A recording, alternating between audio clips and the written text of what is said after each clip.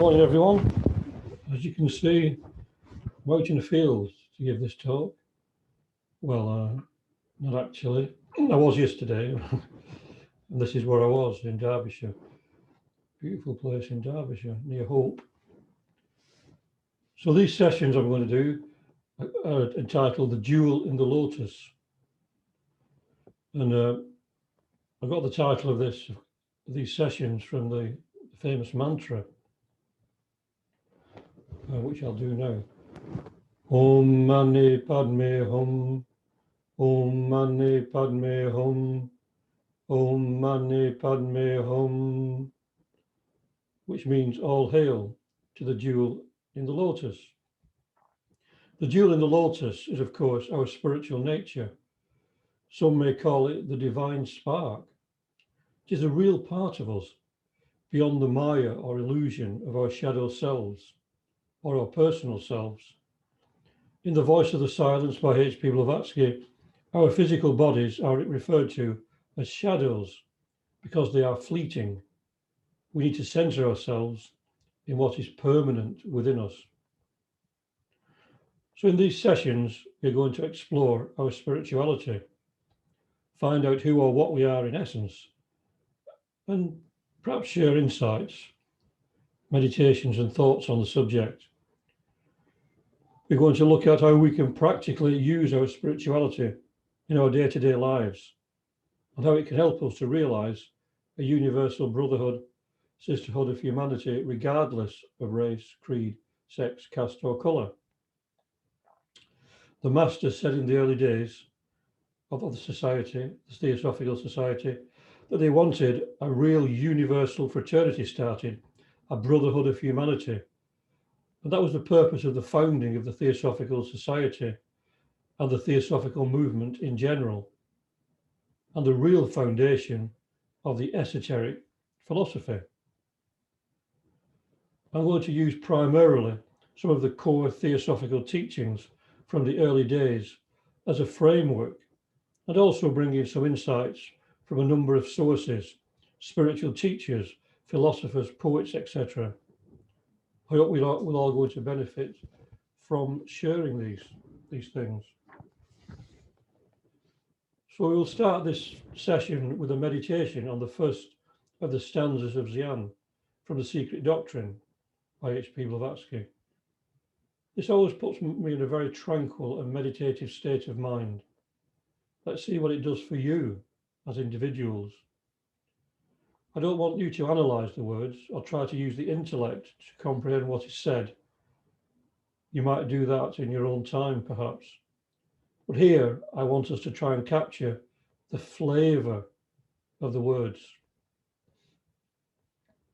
When I've read the words, we'll have a short period of meditation, and then I will ring the bell or the Tibetan singing bowl. So let's just relax. We're in a nice place. We're in the countryside. Look how beautiful it is. There's the sheep meditating in the background, ruminating. So let's just breathe out and be nice and relaxed. It's such a beautiful day today. It's a Sunday. It's gorgeous outside. Sun's shining, it's warm. It's beautiful. What more could you want? Breathe out, relax, be at peace, be at peace.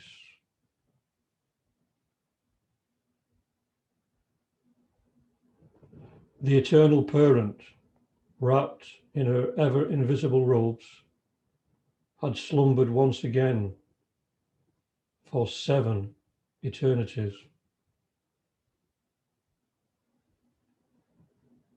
Time was not, for it lay asleep in the infinite bosom of duration. Universal mind was not, for there were no ha-he to contain it.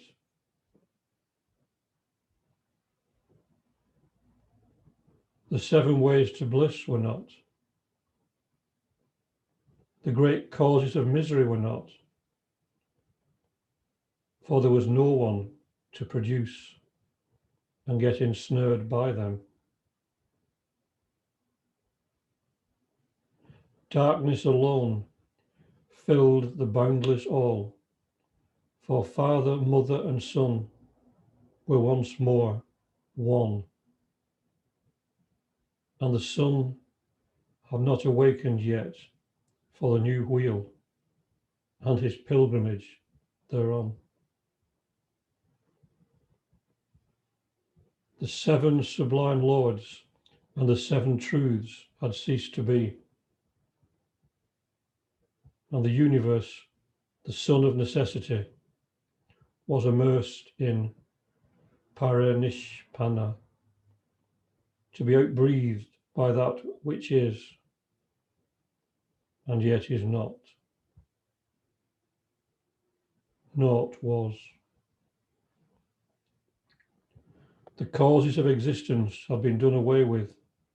The visible that was and the invisible that is rested in eternal non-being, the one being. Alone the one form of existence, stretched boundless, infinite, causeless, in dreamless sleep. And life pulsated unconscious in universal space throughout that all presence, which is sensed by the opened eye of the Dangama. But where was the Dangama when the alaya of the universe was in Paramatta and the great wheel was Anupadaka?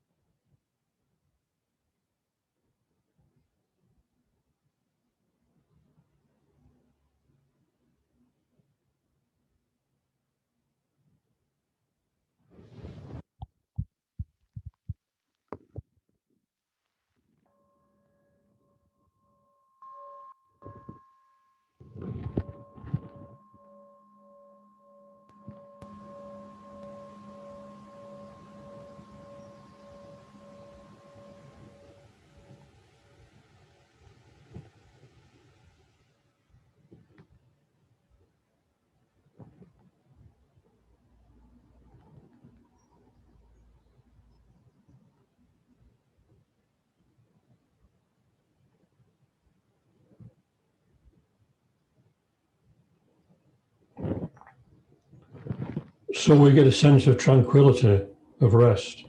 In reading this, it's not just a matter of understanding the words with our limited or very limited intellects. In fact, this may prove to be a barrier to a correct understanding of what the reality is. We put far too much store upon intellectual understanding. As it says in the Questule of Wisdom by Shankaracharya, in a labyrinth of words, the mind is lost, like a man in a thick forest. So now I want to look into the Aquarian Axioms. I came across these in a book compiled by Raghavan Iyer, entitled A Jewel in the Lotus, coincidentally, or more than coincidentally. I have not been able to verify that HP Blavatsky did select these axioms, but I've been able to trace most of them to HP Blavatsky's writings. So I think he probably did. So we'll look at each Aquarian axiom, and then I'll give a few comments of my own. The first is, life is built up by the sacrifice of the individual to the whole. Each cell in the human body must sacrifice itself to the perfection of the whole. When it is otherwise, disease and death enforce the lesson. So,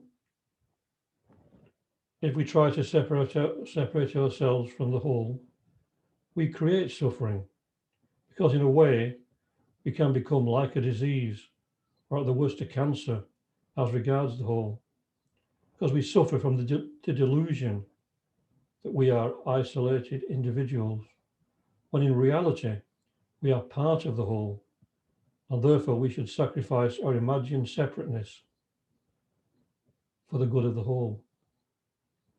In the West particularly, the idea of sacrifice does not have any good connotations, and is generally thought of in a negative way. But the kind of sacrifice mentioned here should be joyous and beneficial to ourselves, and more importantly, the whole.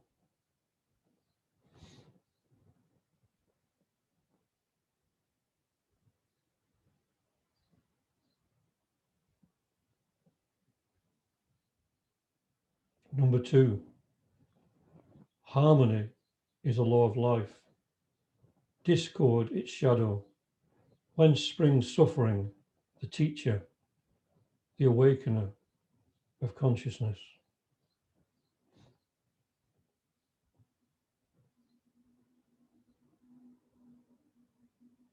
Karma is in reality a restorer of harmony. HP Blavatsky, HPB, compared it to a stone thrown into a still pond. The disturbance to the stillness of the pond results in ripples going outwards from the center of disturbance. Harmony can only be regained by ripples returning to the point of disturbance. So if we, by our actions, physical, mental, or moral, disturb the harmony of the universe, then we create ripples, which will eventually return to us in an attempt to restore harmony. So we learn, or should learn, lessons from this. That's why we must always strive to create harmony within us and around us. This is why Jesus said, love your enemies, bless those that curse you, and pray for those that despitefully use you. And why he told us not to forgive just 7 times, but 70 times 7 times. And why the Buddha said that only love overcomes anger. This is the ancient law. Jesus also told us to turn the other cheek.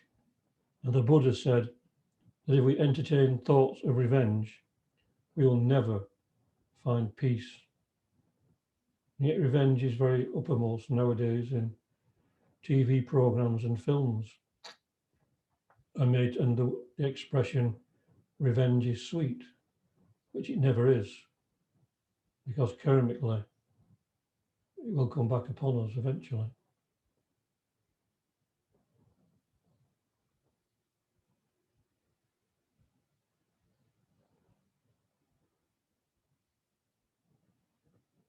Number 3, to obtain the knowledge of self is a greater achievement than to command the elements or to know the future.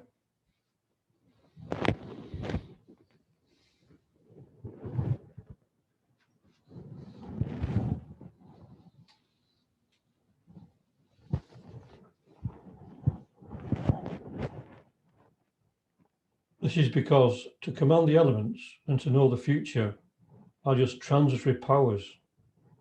To realize our true divine nature, once realized, is permanent. And it is the ultimate goal. Well, the ultimate goal that we can conceive of at the moment anyway. We're on this earth for a comparatively short time, and we should place all our efforts into realizing our true nature, as that will bode well for future incarnations.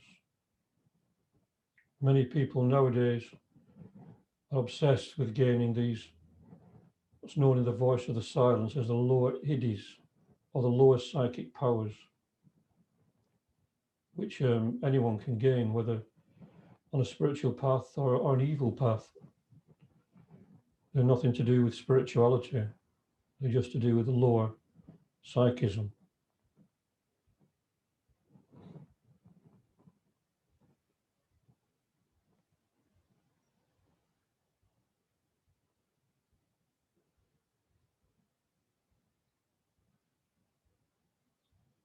Four, self-knowledge is unattainable by what men usually call self-analysis.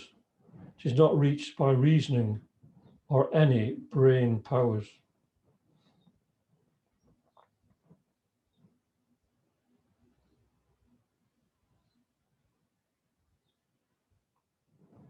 This is incredibly important. So much emphasis is put today on self-analysis and self-love. And people believe that a mere intellectual understanding of spiritual teachings or theosophical teachings is enough. But of course, as HPB says in The Voice of the Silence, even ignorance is better than head learning with no soul wisdom to illuminate and guide it. Because merely to learn something parrot fashion is no guarantee that one has actually understood it in the true sense. And to grasp something intuitively is often to discover something completely different than the mere words convey. This is not to say that what one discovers is opposed to what the words say, but that one understands on a different level. There may be 7 keys or levels to comprehension, but we are aiming for the Buddhic or the intuitive. I often find that when I read truly spiritual works, such as the ones written by HP Blavatsky and others, some of the world's great scriptures, that I can sense something behind the words that conveys a calmness or a feeling of surety that can never be put into words, but is the real meaning of the work. It's not necessarily that the intellect should understand something to really grasp it. In fact, sometimes an intellectual understanding, as said, masks the real meaning. HP Blavatsky said in what are known as the Bowen Notes, or is reputed to have said, that we go through different levels of understanding until we go beyond all conceptual levels of understanding and enter the realm of no form, upon which all forms are just narrowed reflections. We go beyond intellectualization.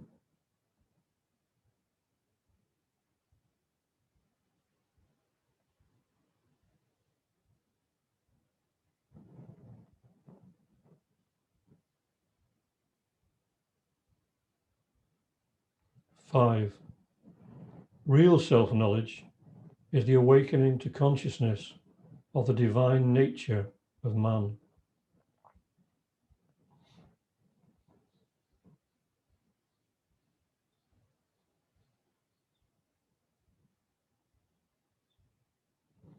Many modern or so-called spiritual or New Age groups have a very shallow understanding of what spirituality really is. Many confuse it with emotionalism or psychism. But self-knowledge, with a capital S, is becoming aware of what we actually are in reality. Pythagoras said, "Take heart, for the race of man is divine." It is indeed an awakening, a waking up from the dream world of Maya or illusion. There is a saying that so many speakers use nowadays, that we are not human beings on a spiritual journey, but spiritual beings on a human journey. To realize ourselves to be divine beings is empowering in the true sense of the word, so we can take the stance of being spiritual beings and not the weak, miserable sinners the Christian Church once declared us to be, and some factions still do. But it seems to be ingrained in our consciousness, just as Atlantean sensuality is, and so our lives are coloured by a lack of awareness of what we truly are in essence.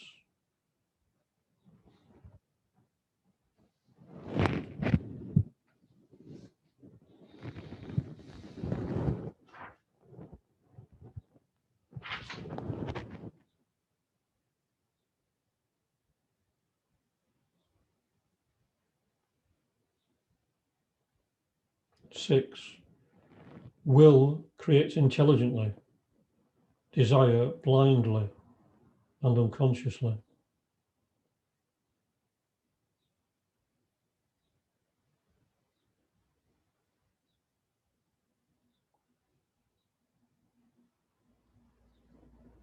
Spiritual will creates intelligently. It is when we are aware of our true nature and act with intelligence and wisdom from that standpoint to do good to the world, to act compassionately, and helps remove the great dire heresy of separateness that weans us from the rest of mankind.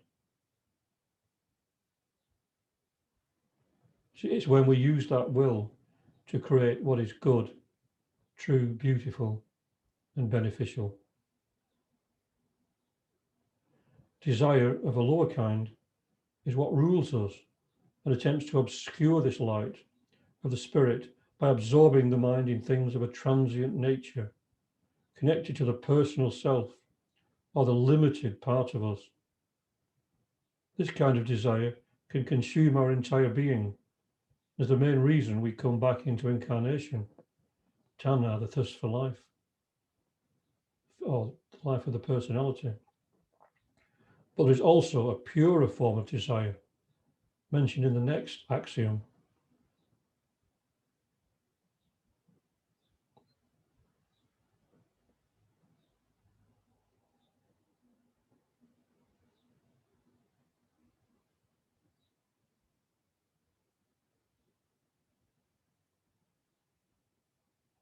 Seven, when desire is for the purely abstract, when it has lost all trace or tinge of self, then it has become pure.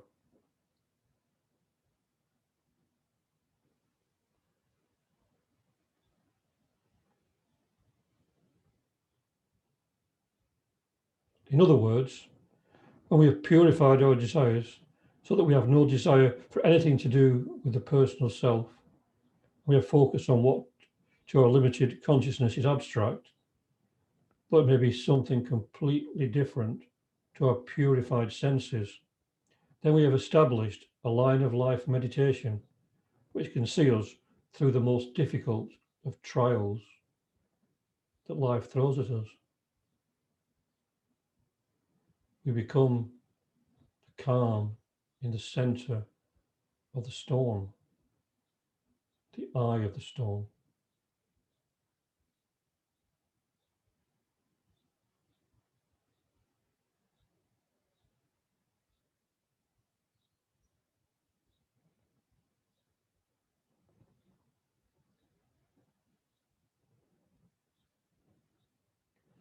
Number 8,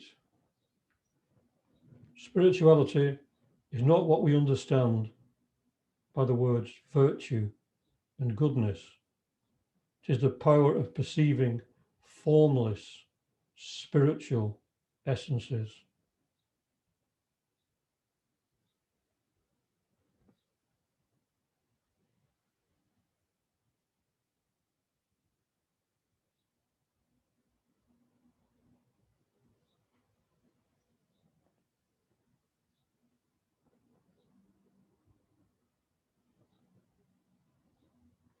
Virtue and goodness are limited conceptions which have their place in our lives, but they are not spirituality. They are man-made concepts designed to help us to cope in this world of Maya or illusion. Spirituality has naught to do with any concepts created by the mind, as of course it is way beyond the mental planes of being. So as said before, what is formless to our limited ideas may not be so in reality. It is beyond the range and reach of thought, as the first fundamental proposition of the secret doctrine tells us. Beyond the range and reach of thought.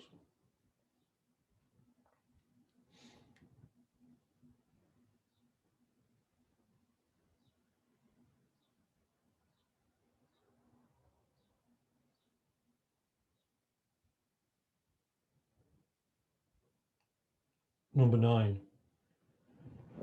The discovery and right use of the true essence of being. This is the whole secret of life.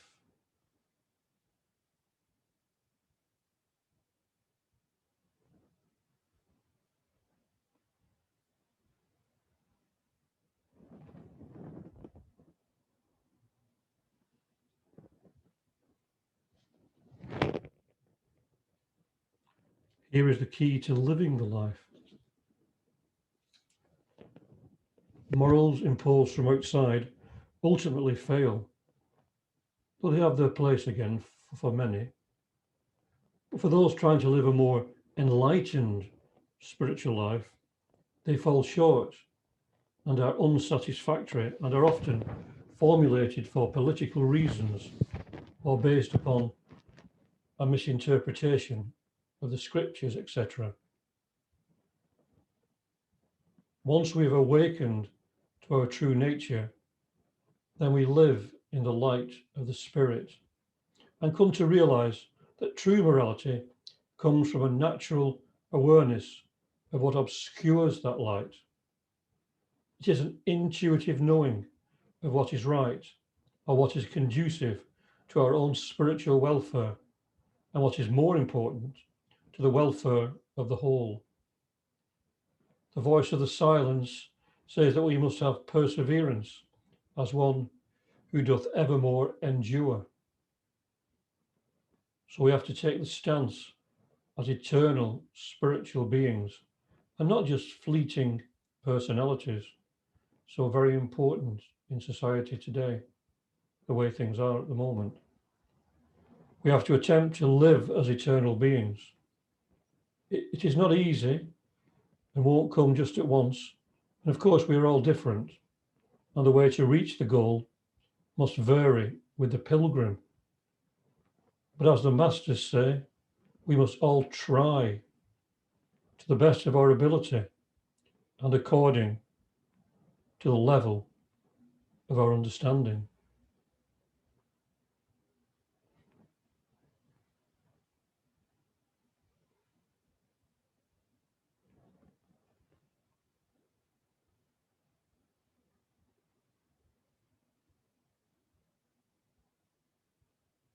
And the last one, number 10, you cannot build a temple of truth by hammering dead stones. Its foundations must precipitate themselves like crystals from the solution of life.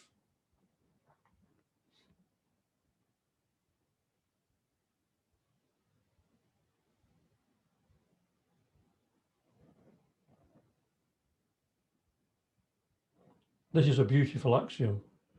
You cannot build this temple by slavish adherence to the dead letter. It is in life's experiences, so-called good and bad, that we learn and through which the golden flower blossoms within our hearts. It is through these experiences the crystal or the jewel in the lotus is made manifest. The mind will only take us so far, and then we need to find something else to go beyond. We learn from life's experiences, often more than from the difficult ones, often more from the difficult ones. But if we suffer, we learn to understand the sufferings of others. And if we overcome these sufferings, we learn how to help others to overcome them. But we must never lose heart. Remember that Pythagoras said that we must take heart, for the race of man is divine. We are essentially spiritual beings, and we have the full power of the Spirit behind us, if we can just access it. The Zen teacher Bankei, who I quote a lot, said that we should not think of becoming Buddhas, but remaining as Buddhas.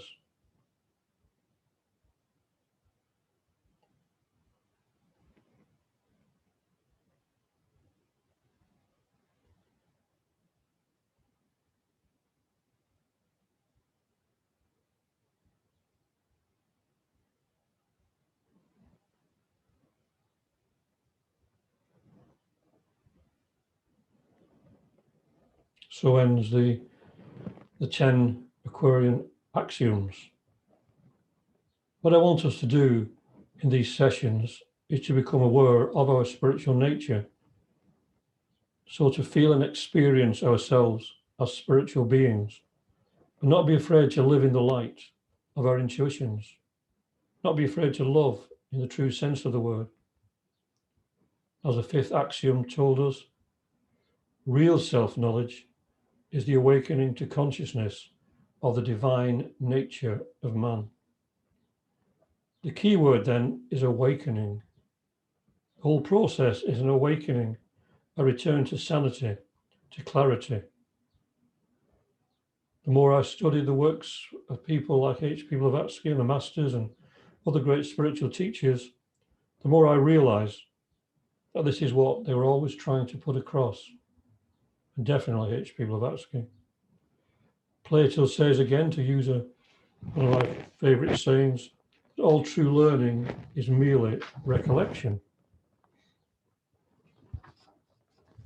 And HP Blavatsky says, this mode of thinking is what the Indians call Gnana Yoga. As one progresses in Gnana Yoga, one finds conceptions arising, which though one is conscious of them, one cannot express nor yet formulate into any sort of mental picture. As time goes on, these conceptions will form into mental pictures. This is a time to be on guard and refuse to be deluded with the idea that the newfound and wonderful picture must represent reality. It does not. As one works on, one finds the once admired picture growing dull and unsatisfying, and finally fading out or being thrown away. This is another danger point, because for the moment, one is left in a void without any conception to support one. Because for the moment, one is left in a void.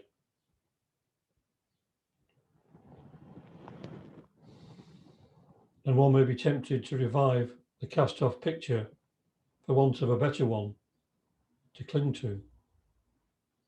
The true student will, however, work on unconcerned, and presently further formless gleams will come, which again in time give rise to a larger and more beautiful picture than the last. But the learner will now know that no picture will ever represent the truth. This last splendid picture will grow dull and fade like the others. And so the process goes on until at last the mind and its pictures are transcended, and the learner enters and dwells in the world of no form, but of which all forms are narrowed reflections. All forms are narrowed reflections.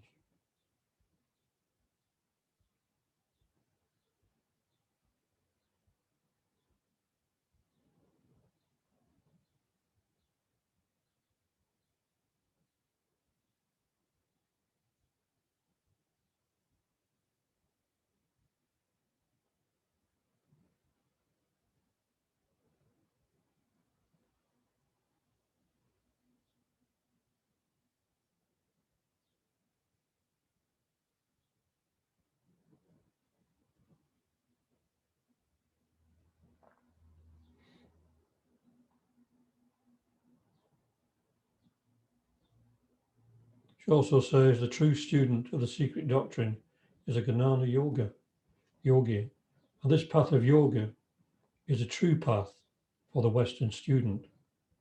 She is to provide him or her with signposts on that path that the secret doctrine has been written.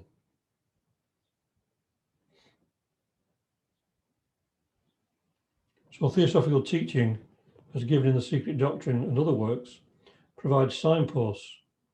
We must not become bogged down or fixated on any set of concepts, otherwise we stagnate. In her 5 messages to the American conventions, HP Blavatsky says, orthodoxy in theosophy is a thing neither possible nor desirable.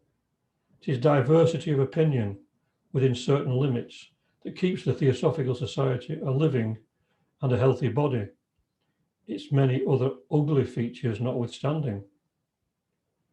Were it not also for the existence of a large amount of uncertainty in the minds of students of Theosophy, such healthy divergences would be impossible, and the society would degenerate into a sect, in which a narrow and stereotyped creed would take the place of the living and breathing spirit of truth and an ever-growing knowledge.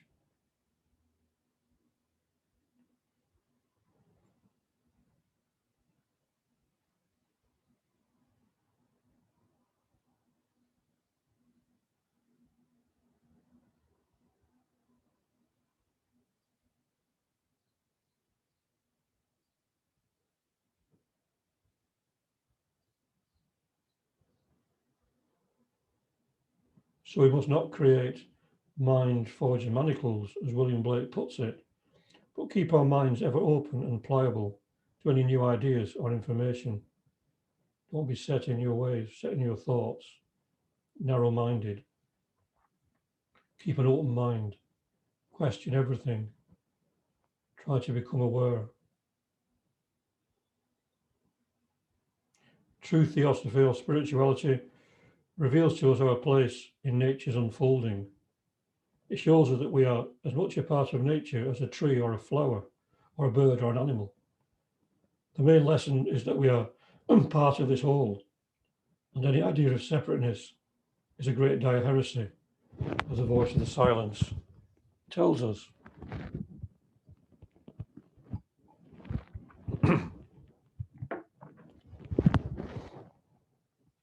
This gives us guidelines to live by. We begin to realize our responsibility of the world, and indeed our universe. We are not isolated individuals who are free to do as we please, regardless of the consequences of how what we do affects others. Amongst young people recently, there was a cult of YOLO, which means you only live once. They use that to justify lots of reckless and irresponsible acts. The idea is to seize life, as it is the only one we have. It is the one life theory so prevalent today, which most people, particularly in the West, use as the basis of their lives. They take on a false idea and false ideals based upon that. They shut out any reference to their mortality and the fact that we are here for only about 1,000 months or 30,000 days roughly in general. We're just passing through in the final analysis. As I quoted earlier from the voice of the silence, we should have perseverance as one who doth for evermore endure, because our shadows come and go, our personal selves. What is within us is eternal. It is the true man, the true woman, for whom the hour will never strike. How amazing and comforting is that, and inspiring. So how does a realization of our spirituality help us to understand more the universal brotherhood of humanity? And even more importantly, how does it help us towards a practical realization of that fact? How does it help us to towards a practical realization of that fact. The basic teaching of the Buddhist Lotus Sutra is that all beings have the Buddha nature. We are all on the same journey towards the divine. There's only one divinity, one consciousness that pervades the universe. Consciousness does not develop. It is just that the vehicles that it operates through become more and more refined, allowing more of the light of that consciousness or that divinity or that spirituality to manifest. There are beings much higher than us that manifest much more of this universal consciousness. But as it is the same consciousness, we are not separate from them. It's not that we share this consciousness and each have their own separate little part. We are all one. We are all one, just one being. Millions and millions of separate entities, but just one being in each one of them. Just one being in the final analysis. So here ends the session. We'll have a little quiet few moments. I'll do the mantra, the Jewel in the Lotus mantra. And we'll have a few minutes quiet, and then I'll sound the bell again, or the Tibetan singing bowl. Om Mani Padme Hum. Om Mani Padme Hum. Om Mani Padme Hum. Om Mani Padme Hum. Om Mani Padme Hum. Om Mani Padme Hum. Om Mani Padme Hum.